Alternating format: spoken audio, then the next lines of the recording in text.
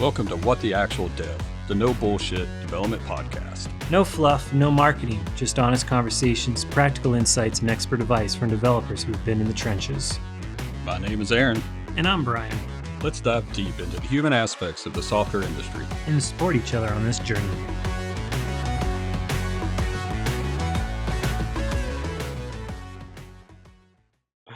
Oh, man.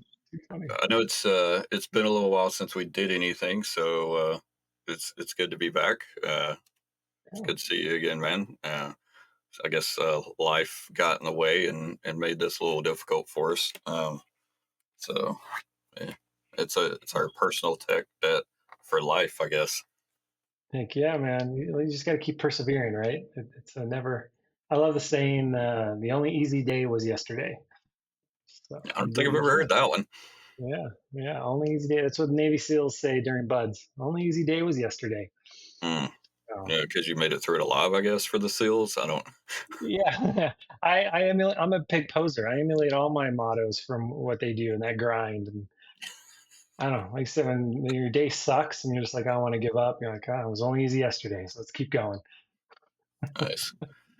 All right. Well, I know we're gonna jump into technical debt and kind of what that has always been for us, and defining it and kind of talking about how we handle it and everything like that. So I think the first thing for me with this is kind of defining what that technical debt is, based around our definition of it. So and you've been doing this obviously a while. You've been in this a couple of decades, I think. I know I have been. So how do you define technical debt? Like, what is it in your eyes? Like, do you stick with the tried and true, like, tech debt is basically tech that has a lot of broken shit in it, or how do you define it? I think that's a natural magnet for my tech debt. It's usually things, features we can't complete the way we'd want to. We have all these methodologies as a developer, all these techniques and architectural designs, but in the real world, when the metal meets the meat, you can't necessarily implement all of those and make the perfect picture in production, mainly because you're running around the time of the business. And so I think you kind of, lick your finger, stick it in the air to judge the speed of the wind to say, hey, are we going to do it this way? Or are we going to, improve it later? And, you see a lot of people phase one, phase two type development. So a lot of my tech debt's always been into that realm, right? Like, we'll fix this properly later. Or the second version of that I've seen is I call them good idea fairies, is when people come in with all the kinds of ideas and thoughts they've had for your platform. It'd be great to have feature XYZ in this app, da da da, and then you're like, oh yeah, sure, okay, well let's put that in the backlog, and we'll think about it when it becomes, our sprint planning or grooming if it's worth doing. So that's kind of how I've seen it naturally in my career. What about you? I mean, it kind of depends on which part of my career I was actually in, because early part of my career was spent a lot in like local web houses, so like website based development, not necessarily app based development, and a lot of that tech debt comes down to, well, like bugs and things like that like you've just not had the chance to fix. And that stuff is, it kind of comes up with new browsers and everything like that you're having to go back and do the QA again and be like, oh, okay, well, this is broken now. So that's something we can't get to. It's not a huge issue. So just throw it in the tech debt backlog. And as I've moved into software development, it's become a lot more tech debt based around, well, we'd prefer it to do this. We'd prefer it to be this way, but we ain't got the time or the resources to do it. Okay, we'll just put it in a ticket in the backlog, especially, once I started working with Agile again, and we'll get to it eventually, except nobody ever fucking does. It's especially in startup realms, when we were working on the startup that kind of brought me into management, it would be, 3-4 years down the road, and we've still not touched the original tech debt backlog. And now we've got customers beating down our door that are just like, well, I need this feature. And it's just like, well, shit, we're never going to get to that tech debt. Well, if I have no money to build it right, I have no money to hire more devs to build the added stuff. Yeah, yeah. Well, and it's interesting because do you, in your experience, have you seen tech deck items more of kind of a sit on the backlog for a long period of time, or a short period of time? You mentioned throwing bugs and feature improvements into that list. I assume some of that's kind of more of a short-lived for you in managing. Yeah, and it really depends on the organization, and how they kind of head on tech debt. Because there's definitely a lot of organizations, in my experience, that don't treat technical debt for what it is, which is a huge stain on your entire environment.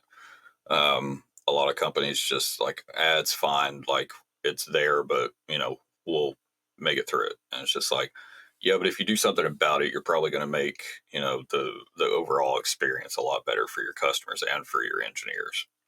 Hmm. Yeah, I always I manage tech debt a little more ruthlessly than a lot of people.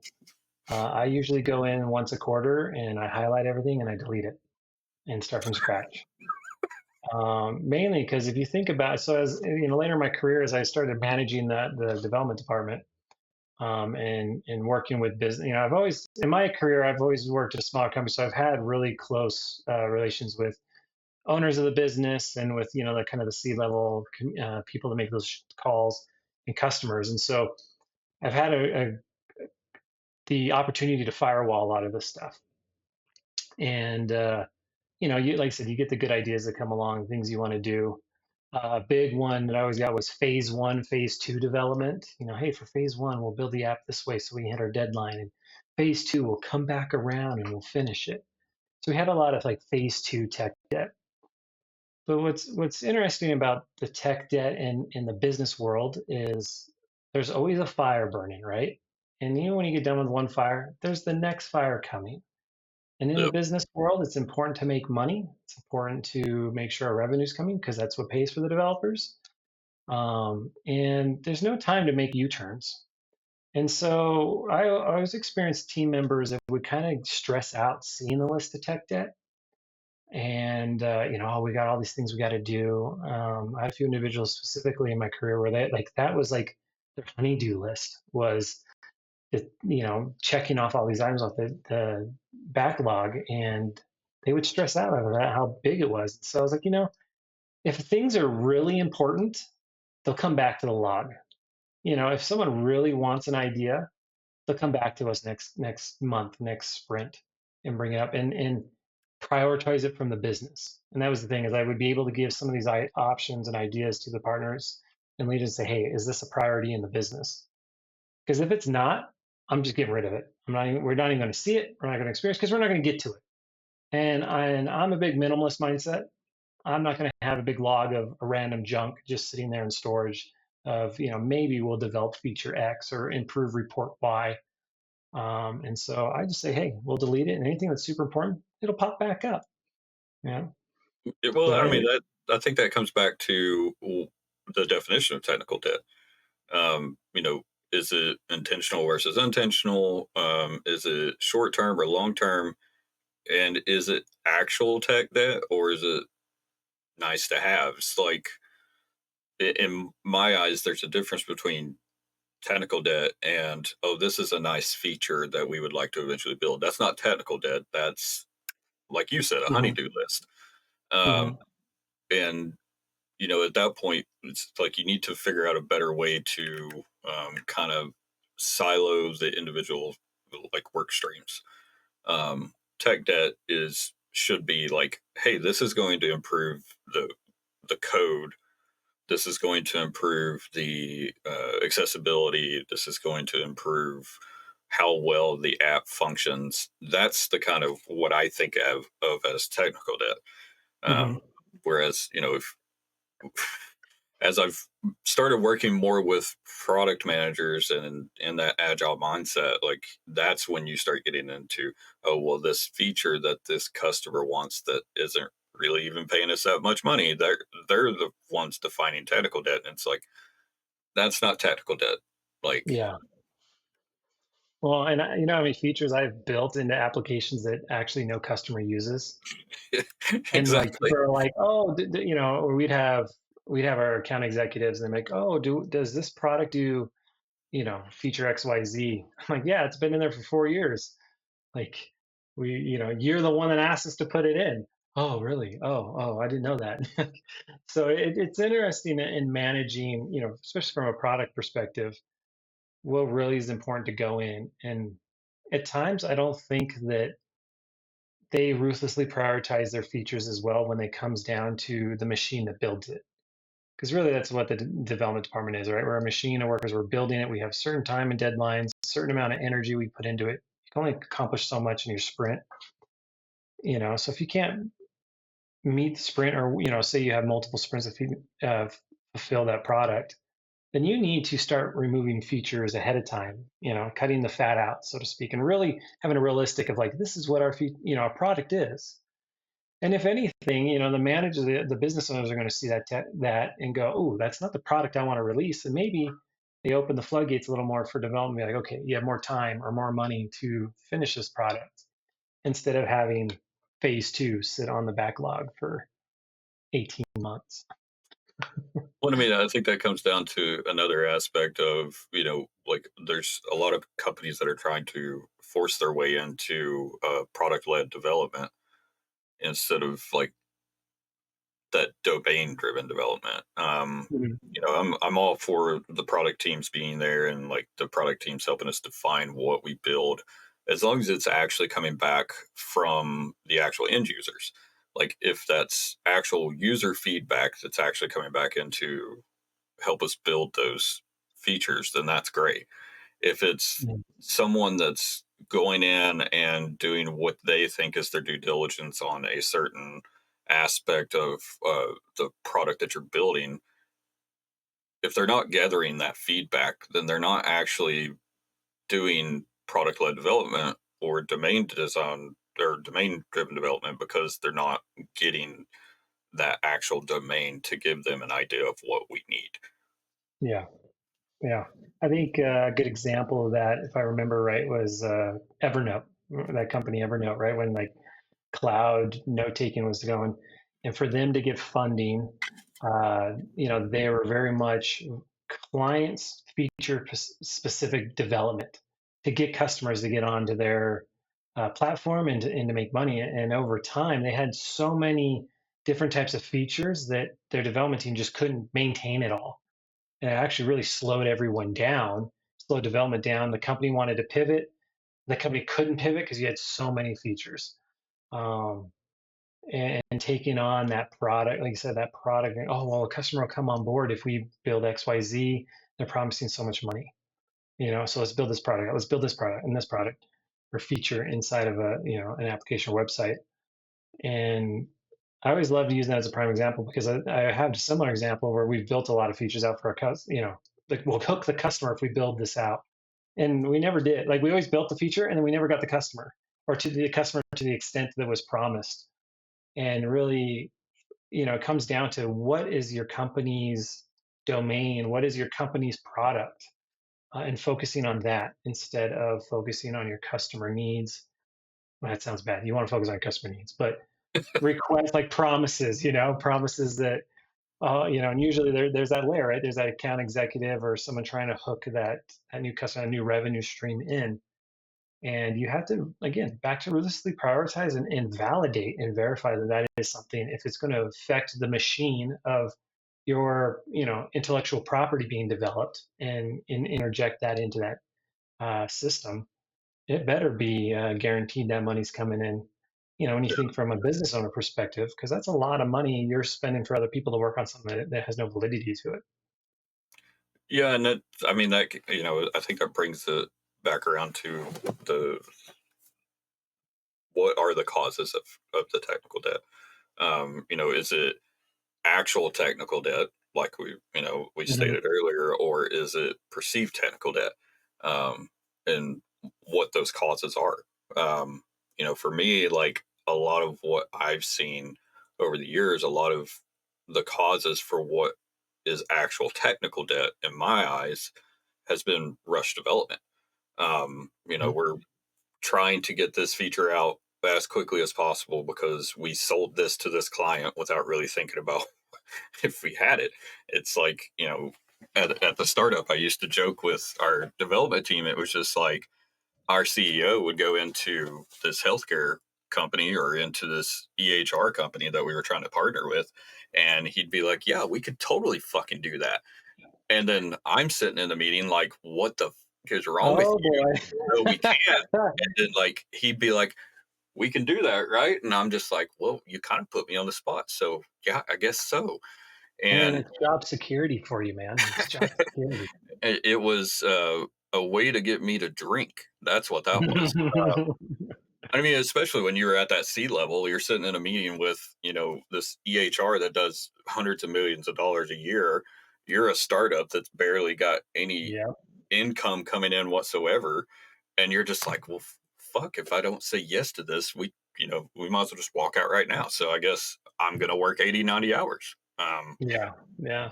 And that's that perceived technical debt. It's not actual technical debt.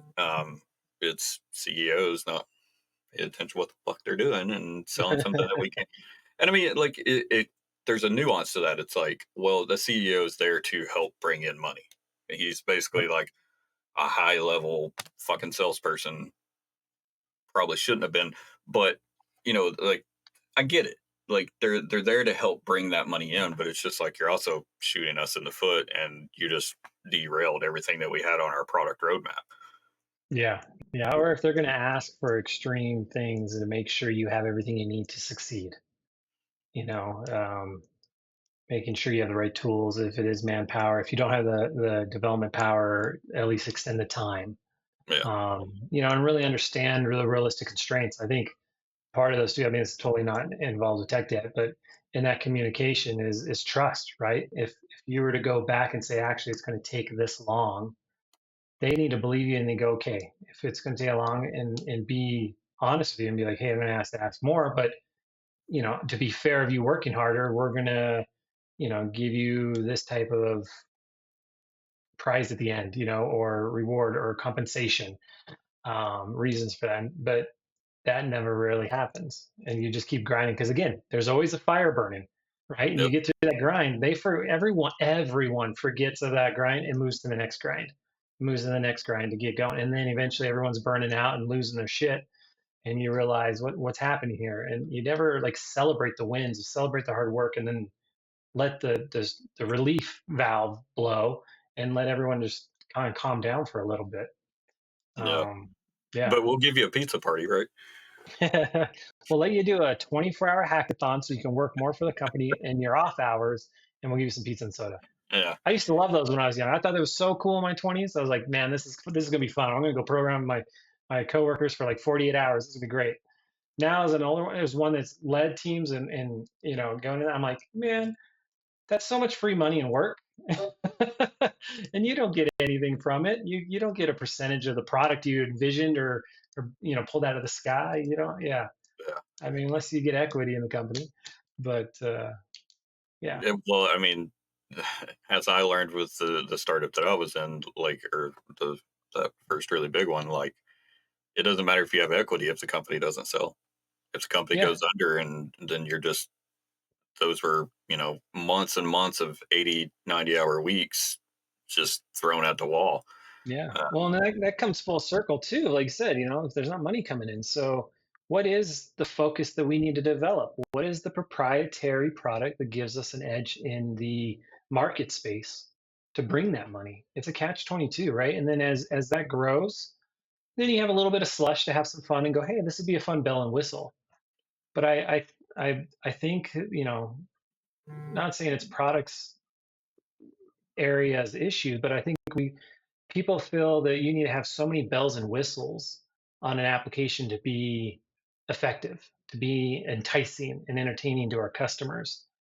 And sometimes you get a lot of that added things where you're like, we don't need that. Let's do what we do really well and succinctly, that core element, and let's master that. And then the rest, will come and grow.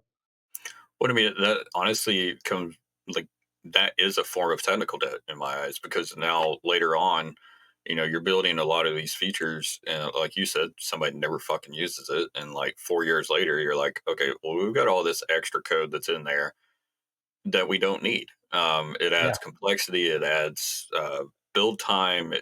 Like now we have to take the time to rip it out, Hmm. which becomes its own technical debt. Um, Yeah. and I mean, that's honestly that definitely could be a major cause for a company's tech debt. Like, what's been like the major cause in the places that you've worked? Because I know you and I have kind of come from different backgrounds. Like, I mean, obviously, like with you at Microsoft and stuff like that, I'm assuming tech debt and kind of how the tech debt comes around is a little bit different than a startup that's building these features or Yeah. building shit that's not needed.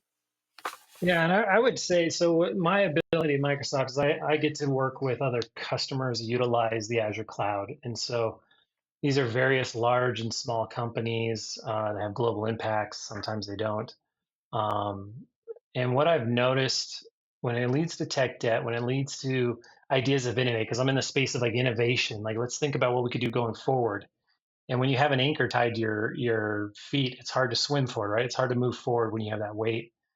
Um, and I think a lot of technical debt, honestly, is generated by poor development practices, cadences, and following methodologies.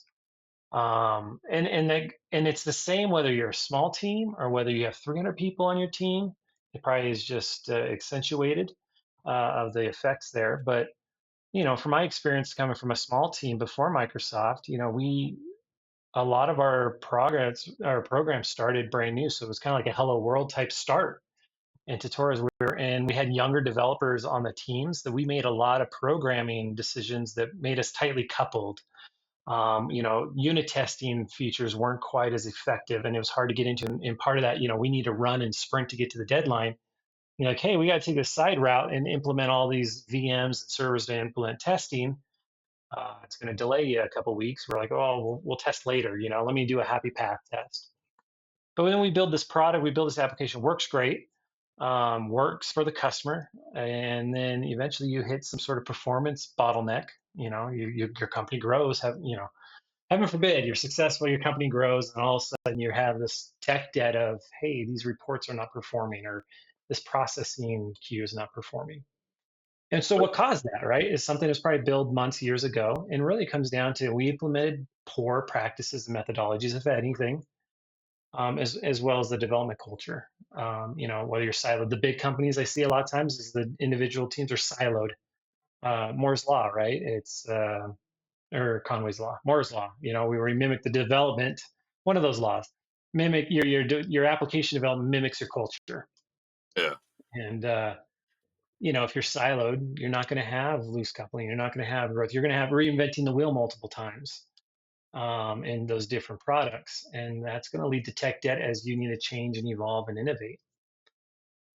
So I would say, from a technical standpoint, out of the business side, debt comes from poor practices. Yeah. I mean, I don't want to. I don't want to segue into too much that's like, oh, this is bad code. I definitely there is some aspect of technical debt where yeah, it could just basically be bad code was written. Yeah. But you don't really know all the nuances like of what was the reason for this bad code. Like was there pressure from stakeholders that are trying to get you to prioritize features over quality? Like, is it you had the wrong person in the architecture decision that shouldn't have been a part of it, or maybe they didn't understand the entire context of what the feature was, or something like that. Like, it comes down to a lot more than just bad code in my mind. And Hmm. I think some of that could actually be solved by like better documentation and testing, like you were talking about. Yeah. Yeah. I mean, it's kind of hard because it's D all the above, right? In different layers of that business.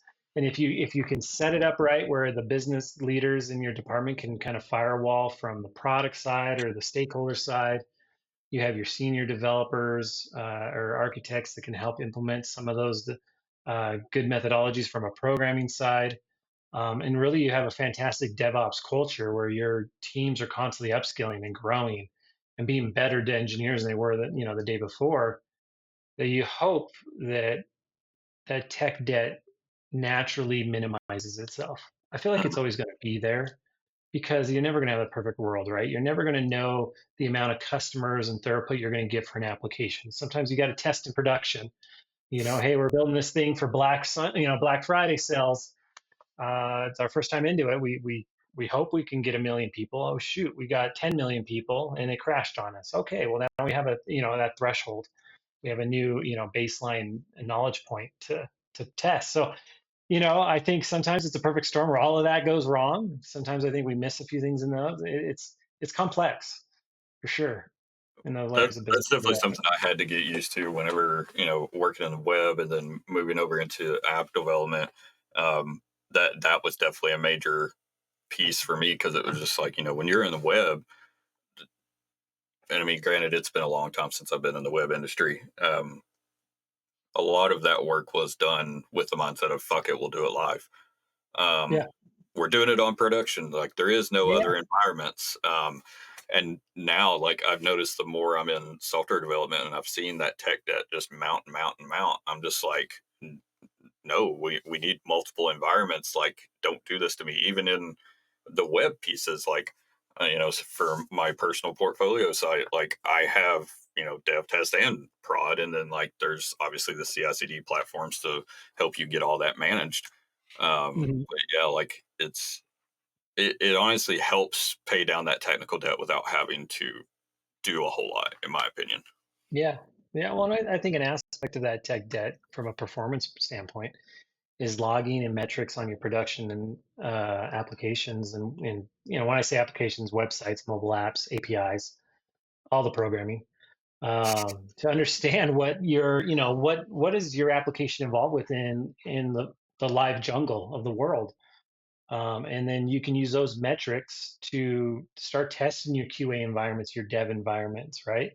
Because we all build it, it works on my machine type uh, standpoint. It's like, hey, in development, we had 3 people on the team, went through the site, we did the happy path that the product owners wanted to do. As a user, I want to do X, Y, Z.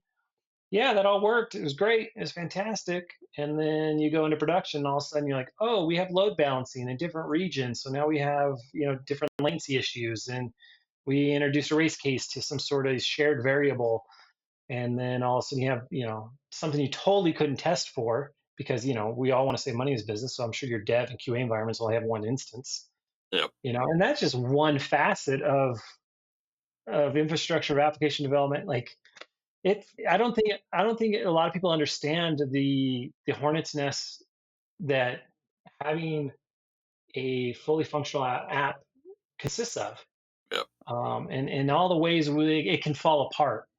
That's one thing I've in my career as I've learned is just taking that step back and seeing that bigger picture, and you're just like, holy moly, there's a lot of layers, and each layer has multiple facets of ingress and egress of issues.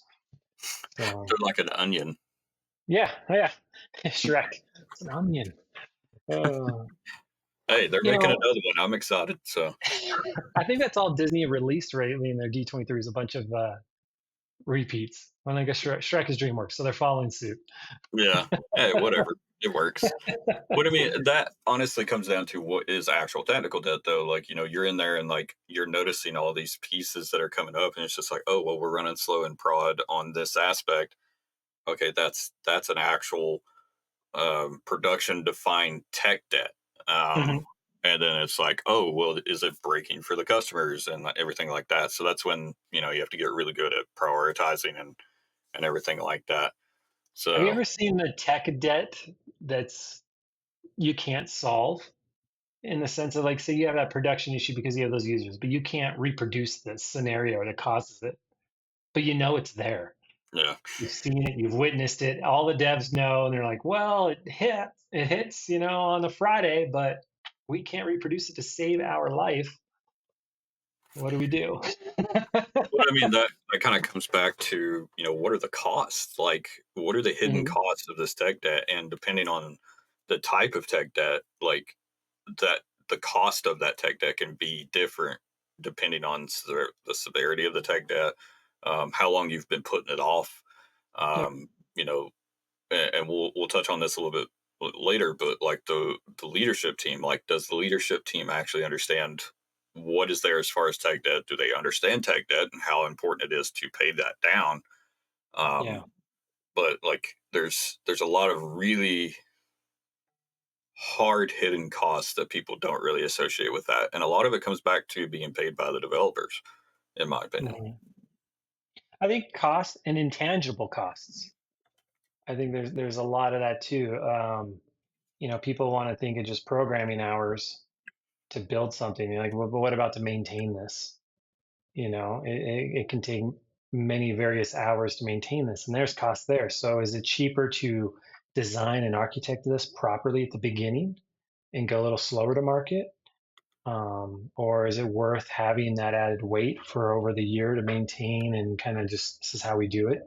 Think of like your manual deployment. You talk about CI/CD with your application. You think about the times where we manually deployed all these things compared to automating that. Think about all the time we saved because it's faster. It's intangible cost, but it took time to implement those processes. What is it like? So for you, and kind of bring this back to your. I say that a lot. I need to get better about that. Bring this back around. Anyway, Full uh, circle. You don't want to leave our listeners hanging. yeah, we're doing like fucking marketing terms in our damn. Anyway, um, so like, what's been like the biggest hidden cost that you've seen on the teams that you're working with at Microsoft? Like, is it like paid by the developers? Is it paid by the product team? Like, how severe does it get there? That's a hard one. I wouldn't say it's specifically one more than the other. I think one thing I've noticed with teams is trying to empower the individual to do more. I have a big focus on like developer velocity, getting applications to production as a focus. And when you have a lot of these tech debts and the developer is trying to innovate or trying to do something new, and this tech debt slows them down, you don't have that production driven drive, and you also you have those squirrel moments in the sense where you lose not the excitement, but there's a little gusto, wind taken out of your cells of like, yeah, I'm going to go get this done, and you realize you have to do all these things to get to that point to do it, and you're like, oh, well, this is just another Tuesday now at 9 o'clock, and I got to process, what it is, or I got to ask for resources from someone, so now I'm back in a holding pattern.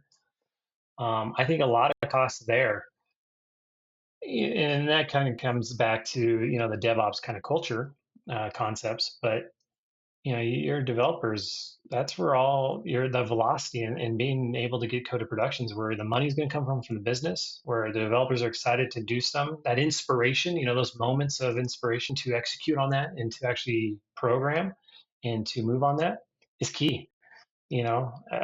It's easy to get distracted in this day and age with all the technology we have as a professional sitting at our desks, and if something that needs to work or a tech that we have that causes you to say, hey, I have to maintain and update these things manually, and you're like, at the end of it, you're like, I'm done. That's an intangible cost that could cost the company unforeseen amounts of money because you missed deadlines or you just lost the inspiration, the morale there. What I think that's the biggest impact I've seen. It's not necessarily like the cost of like, hey, more hours, but I myself have experienced that where you've come in like on a Monday, so your week starts, you're like, all right, I'm ready to rock and roll. And you just start getting hit with all these things that you have to do or maintain and then you're just like, oh, geesh, all right. Like, my quality of life as a developer, this just kind of sucks. It's not fun. Um, you know, I'm very big on, do what you love to do and the perfect world of programming. It's a blast to build things. But when it's a headache to build, you're just like, all right, here we go again. Yeah, and I mean that's honestly been the biggest cost that I've seen with tech debt is that quality of life for developers because when you're a junior that's coming straight out of school and you're just excited to get into the code and you're like, oh yeah, it's tech debt and like they're not giving me God, where does the hell does that come from? There it goes again. Every episode, man. It's got to be something to do with Apple or maybe it's StreamYard. I don't know. But it comes back to those junior engineers are just excited to be working on code, so they're like a little more energized for it. You get these seasoned veterans, I guess, out there, and you've been doing this 15, 20, 25 years, like, Hmm. and you see some of the technical debt that's just like, what the fuck were these people thinking or something like that. I've Um, seen this before. yeah, exactly. It's just like, how could Mhm. they be so stupid to do this? And it's just like, you were there once too, so shut up. One, two, like that it definitely makes it harder to stay focused for these older engineers that are already like moving into that second stage of their career, Mhm. and they're just like, I don't want to work on this crap. Can we just give it to the junior? Like, let It's me another build for something loop is exciting. written another way. Yeah. Yeah. Let me do something exciting, you fuckers. Yeah. Um, Yeah. and the kind of like one of the pieces about technical debt is that it does take those senior level engineers and stuff like that and kind of pushes them away from the excitement. They just kind of start to lose their, I guess, God, I hate to say it, but excitement again. Yeah. It makes them lose their excitement for building the code. And I've seen a lot of senior engineers that are, once they get to that point where they're having to pay down that technical debt, like they start getting very disenfranchised with it. And they're like, hey, can you just put me on like a skunkworks team or something so I don't have to deal with this shit? Um, Yeah. Yeah. and I mean, I've been there too. So, Well, I'd say we've both been in our career long enough. We probably are that senior dev. I know times where we were working on a different version of an app, and I was like, I've built this app multiple times. I'm ready for something else, man. I need a different domain. Let's reach for the stars a little more here. It's been, a handful of years since we've worked on it. Like, there's some new technologies out. Let's use that.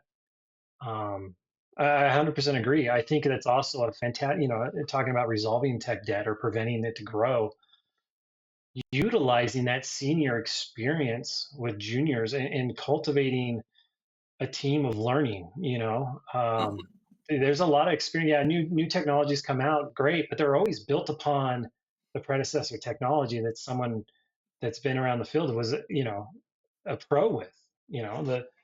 And there's reasons why the new technology is built the way they are, because that pain-driven development that senior had is like, oh, that's why they wrote. Because I have had to do it the hard way. It's like when you hear the guys about doing their punch cards, and I'm like, yeah, I wouldn't program that way. No, thank you. Or the memory pointing in C++, and you're like, oh man, I would hate to program at the assembly level.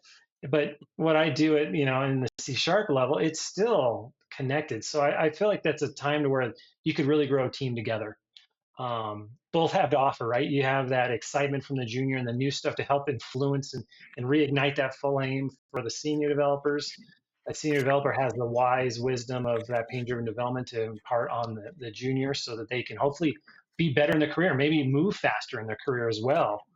Um, there's a lot of, again, intangible potential there that you could grow yeah, that team together.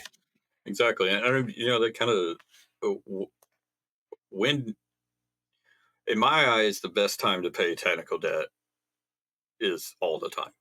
And All the that's, time. yeah, exactly.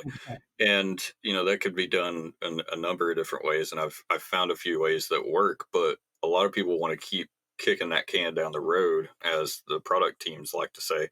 um, but in my opinion, the longer you kick it down the road, the worse it's going to get. Like, yeah, you may need to push off a feature or something like that, or you may have to work on less features.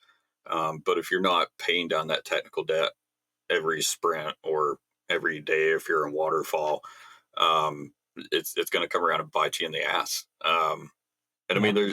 there's definitely a bunch of different ways you could do that. Like, I know one way that's worked well with the teams that I've worked with in the past is what people call minutia time.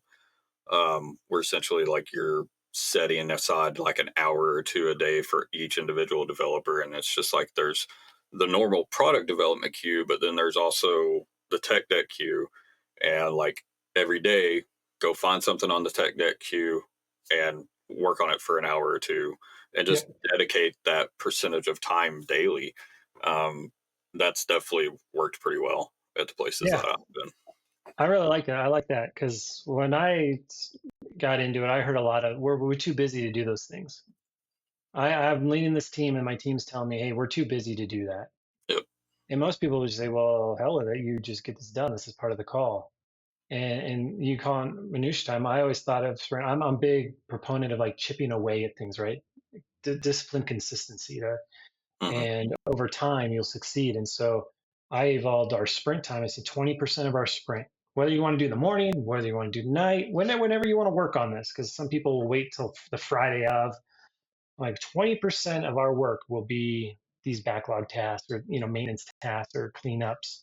We all do it, and you can decide when to do. Because I always had, I had developers that are like, I love to focus for like 3 hours and do nothing but that for 3 hours, and Hmm. kind of be more domain driven. So for them, their domain was bug fixing or technical debt, and they would want to go for half a day. I'm like, that's fine. 20% of sprint, however you want to do it.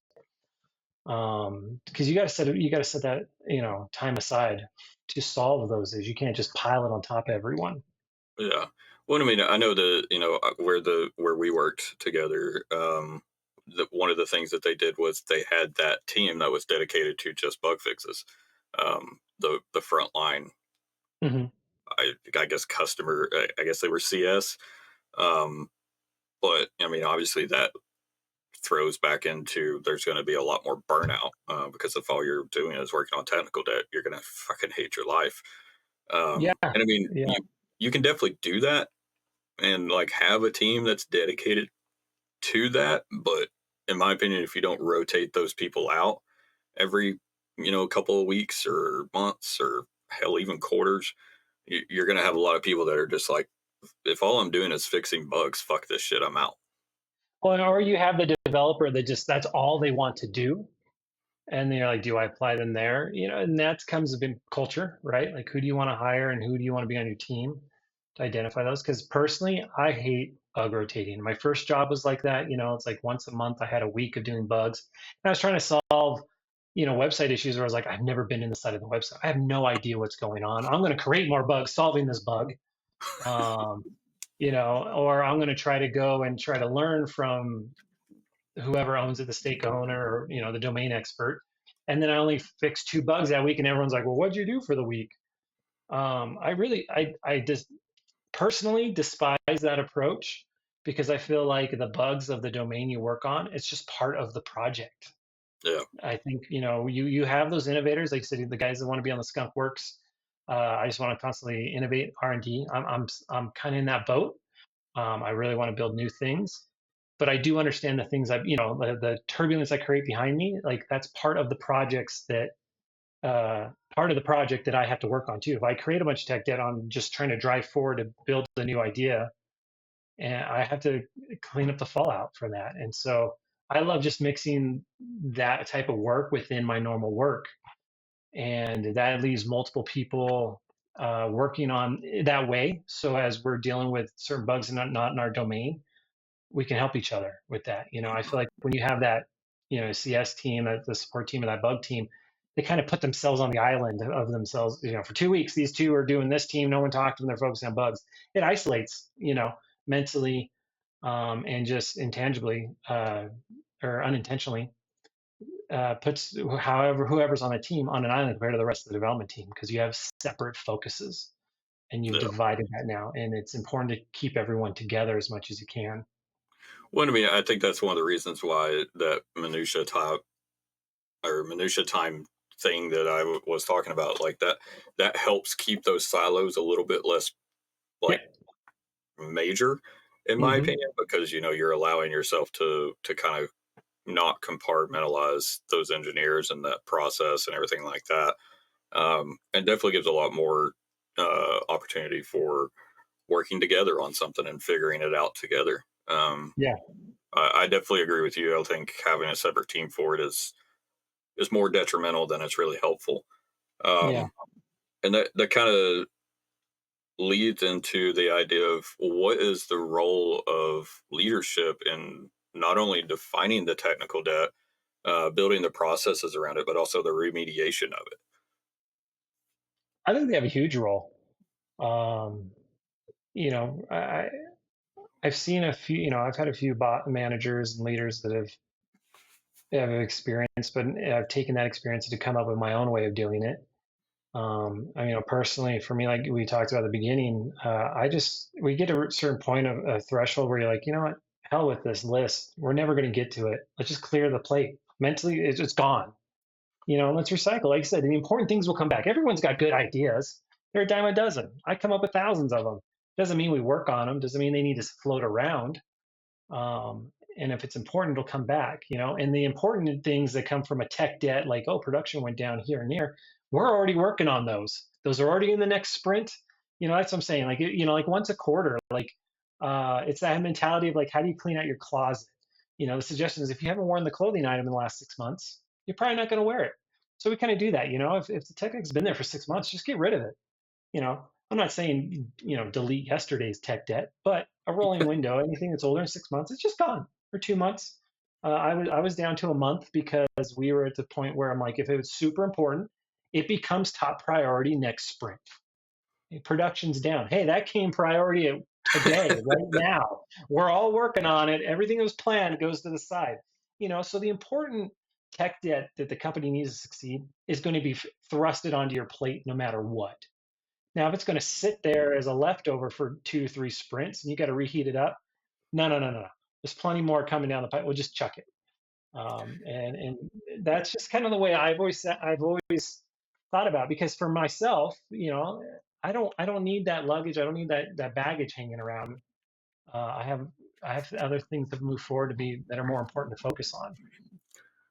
I definitely like that approach. I mean, there's a couple It's instances. drastic. It's Yeah. drastic. Well, I mean, and the only thing that makes me hesitant to say, yeah, I'm totally on board with that is the idea that, there are certain tech debt items that become an ongoing issue that if you just got rid of it every It will six come back though. It'll be yeah. back, and then But you have to. the problem is though, if it's coming back, it may come back when there's no room for wiggle.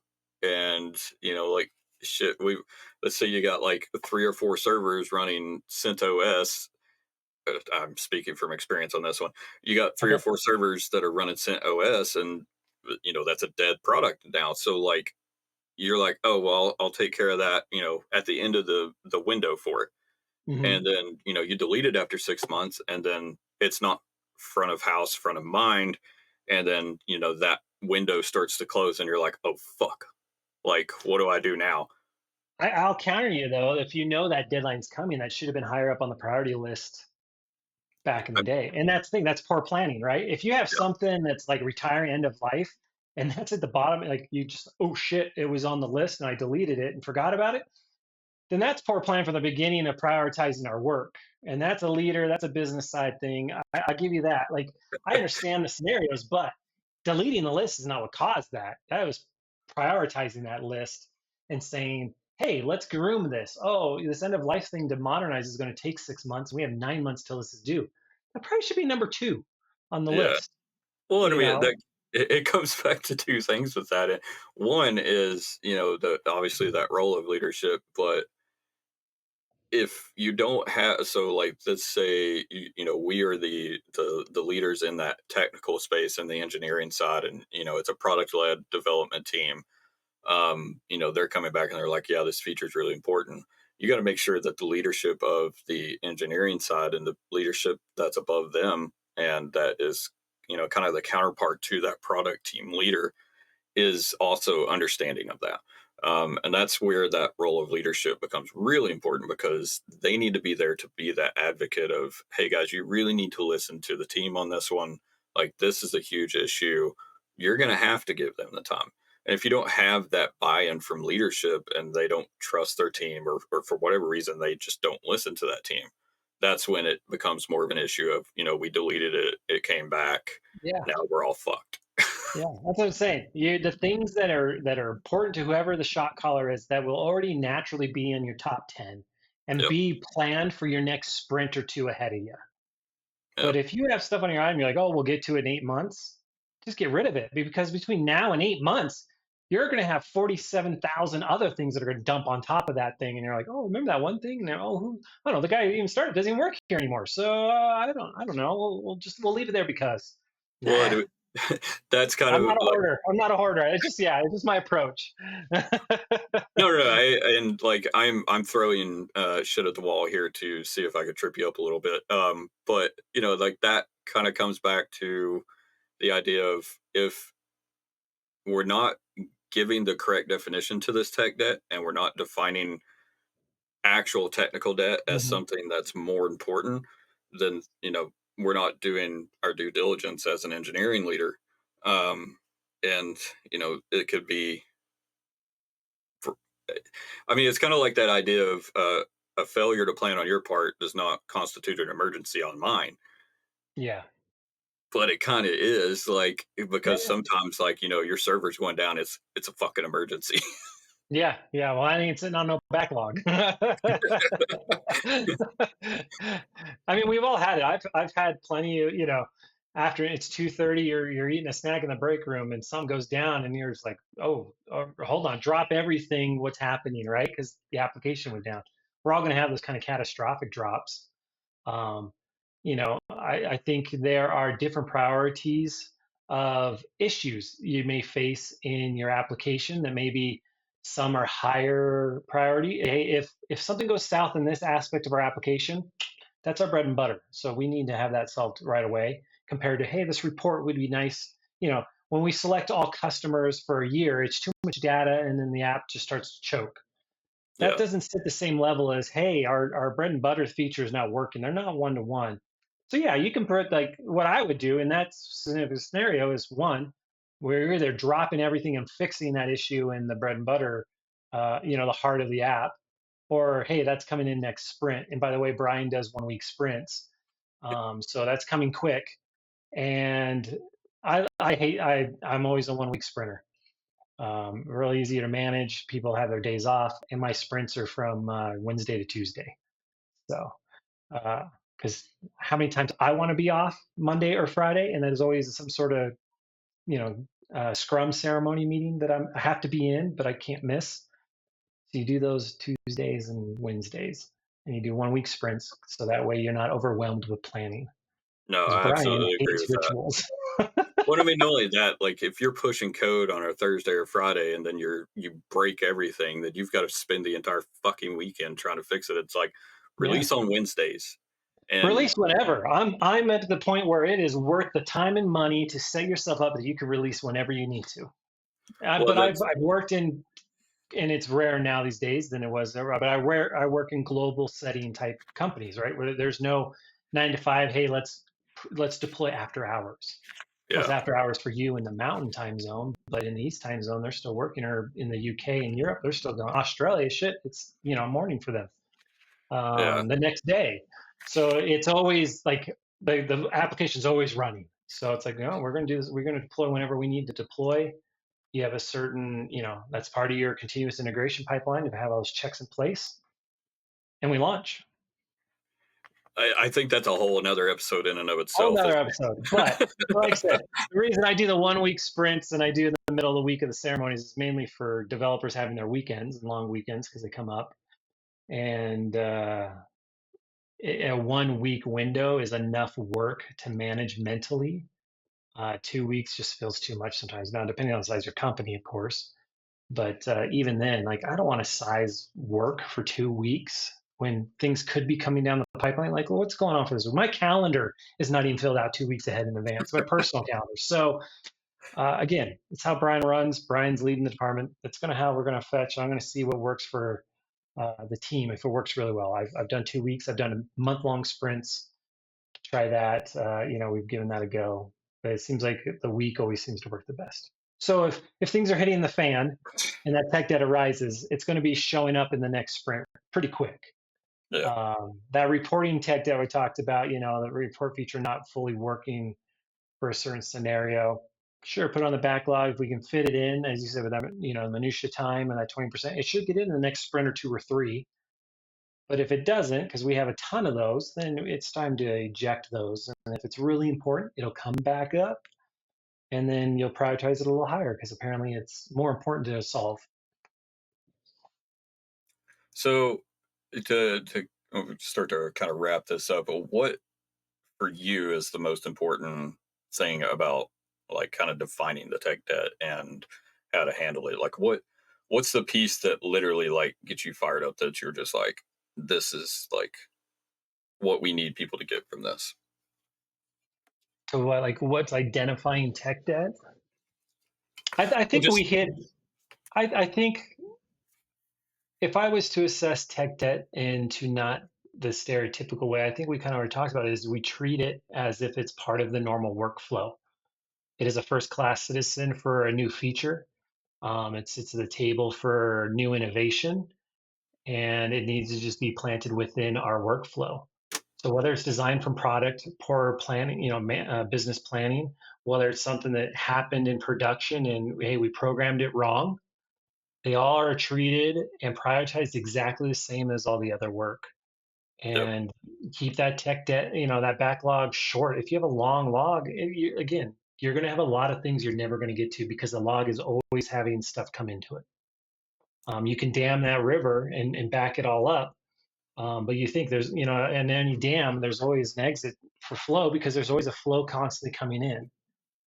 Except for maybe, the seasonal water dams where you block it for the summer because you don't have any like snow runoff. yeah. But that never happens in our scenario, right? There's always stuff coming in because, again, the world's always on fire. The business is always moving. Stuff always comes up. So don't let it linger. I guess my tips: don't let backlog items linger, and prioritize it just like your normal work. And the important ones will float to the top. Yeah, I think that's definitely along the lines of where I'm at as well. But I definitely want to touch on the idea that, in my opinion, leadership has a way bigger of a role than they've normally taken at the places that I've been at. They don't see the importance of them being a proponent for paying that tech debt down. A lot of leaders get caught up in the, well, I'm having to appease the powers that be, and Mhm. if I don't keep them appeased, then they're going to come down hard on the engineers. It's like, yeah, I get that. I've been in that position. It definitely makes sense, but at the same time, you also have to be there to kind of stress how important it is that if you don't pay down that tech debt, that later on it's not going to matter what's going on. Like it's going to explode, and when it does, it's going to be a major heartache for the company, for the engineers, for the leaders. It's really important in my Yeah. opinion. No, I like that. And I think even leaders that aren't, say tech savvy, I mean, you got to trust your team and trust the people you've hired. Trust your domain experts. If I was to come to you and say, hey, we want to do this, and you were like, that face, that reaction should be a major red flag and go, okay, hold on here. Apparently I am not on the same wavelength as you. So I, as the leader, need to set some time aside and go, hold on here. Before we pull the trigger, I need to get your side of the story here and your perspective, and all that information, and then reassess the decision you made before you know, before you made the decision to come to Aaron and say, hey, Aaron, this is what we're going to do. Take your perspective and go, hold on here, let me rethink this. Okay, now I have all the information here. Let's make a viable one. And I think sometimes you have to make the hard call no matter what, right? Like Yep. this work's just going to suck. We're doing it. But I think you need to show some empathy as a leader to those and understand, hey, it's going to be hard work and reward them for that hard work, right? I think salaried employees somewhat get the short end of the stick at times. Like it's great to be salaried, but I can take time off. But when I at any point because I'm salaried, but when I work extra hours over and over and over and over again, that never really gets rewarded in the same sense Yeah. as like an hourly with overtime. And I'm not saying, hey, let's, start tracking hours and pay, double time. But there are ways that leaders can, reward and motivate teams to go that extra mile for them because that extra mile for you is a lot of hard work. It's lost personal hours with their family. And if they're not getting anything out of it, they're just like, well, good thing at least I have a job. And they're Yeah. looking at the minimal reasons of why they're there. Well, at least I have a job. Like, you don't want that. You want them to be glad to be where they work and proud and realize, hey, when I put in this effort, I'm going to get something out of it. So hell yeah, I'll put that effort in every time. Um, Well, you I know, mean that's definitely a bigger issue, and I mean it kind of comes around oh, to yeah, I was blowing out of proportion here, but I feel like culture stems all this, right? yeah. It's a big Well, part of it. and I mean servant leadership. We did that episode on it. It definitely helps in this aspect of making sure that you're thinking about how can you help the engineers, and that definitely plays directly into what you're Yeah. saying right now. Trust Um, the team, right? If you told me, Brian, we're not going to hit this, I wouldn't. My first response would be like, "Well, figure it out." I'd be like, "All right, let's figure out. Tell me why." And maybe it comes to a compromise. Maybe it really truly isn't possible, and I need to know that. So, as the business side of things, I can make a better decision, and I need to take it back to the business. So sometimes it's two steps forward in the meeting, one step back because you gained more information, and you just keep going forward. no, Uh, and I don't know if I have seen leaders that do that very well, and I have experienced leaders that have not done that, and I've been on that short end of the stick as well.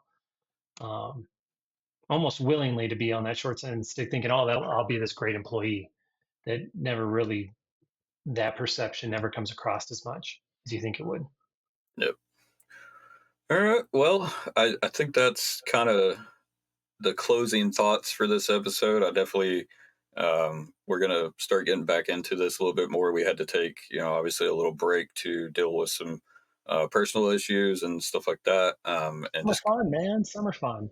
yeah, I mean, just needed a little bit of a break. We only got 4 episodes out before we had to take that break, but I think we're getting back into it now. And definitely, if you are listening to this and you know anybody that either wants to come on and discuss something very important to them in the development community, or if you just want to come on and talk yourself, obviously reach out to Brian and I. We'd love to have you on. And yeah, what you got, Brian? Mhm. Any closing thoughts? No, I like it. I think it'd be great to have talk to other people. I'm sure. I love perspectives and seeing on taking tidbits from that and growing what I believe in and drive forward. So all are welcome. All are welcome. So Awesome. thanks for listening. Yep. Thanks for listening, everybody. And we'll be back in a couple of weeks with something new. Thanks for listening. See you.